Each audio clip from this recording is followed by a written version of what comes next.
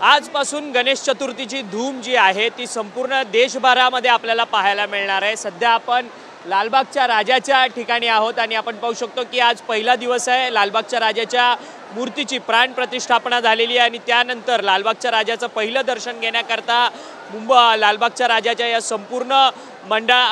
संपूर्ण परिसरामध्ये मोठ्या प्रमाणात भाविकांची गर्दी जी आहे ती आपल्याला पाहायला मिळते।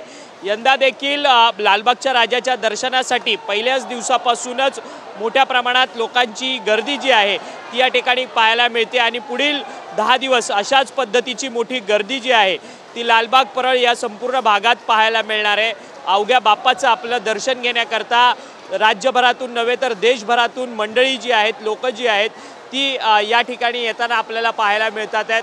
आज सकाळीच लालबागच्या राजाची प्राण प्रतिष्ठापना झाली। त्याचसोबतच मुंबईचा राजा अर्थात गणेश गल्लीच्या गणपती बाप्पाची देखील संपूर्ण प्राण प्रतिष्ठापना जी आहे ती झालेली असल्याचं आपल्याला पाहायला मिळतं। लालबागच्या राजाच्या दर्शनाकरता मोठी गर्दी जी आहे ती उसळलेली असल्याचं आपल्याला पाहायला मिळतं। सध्या आपण जी दृश्य दाखवत आहोत ती लालबागच्या राजाची मुखदर्शनाची रांग आहे आणि या लालबागच्या राजाचं मुखदर्शन घेण्याकरता मोठ्या संख्येने भाविक जे आहेत ते या ठिकाणी आलेले असल्याचं आपल्याला पाहायला मिळतंय।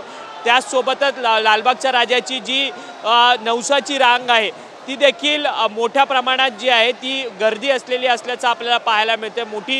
भली मोठी रांग ती देखील लालबागच्या राजाच्या संपूर्ण जे मंडळ आहे त्याच्या मागच्या बाजूने लागलेली असल्याचं आपल्याला पाहायला मिळते। पुढील 11 दिवस अशाच पद्धतीने मोठ्या भक्तिभावाने भाविक जे आहेत ते आपल्या लाडक्या बाप्पाचं दर्शन जे आहे ते घेण्याकरता या लालबागच्या ठिकाणी येणार आहेत। त्यामुळे गर्दीचं नियोजन देखील मुंबई पोलिसांकडून करण्यात आलेलं असल्याचं आपल्याला पाहायला मिळतं। व्हिडिओ जर्नलिस्ट किशोरसह अक्षय वंकणे, TV9 मराठी, मुंबई।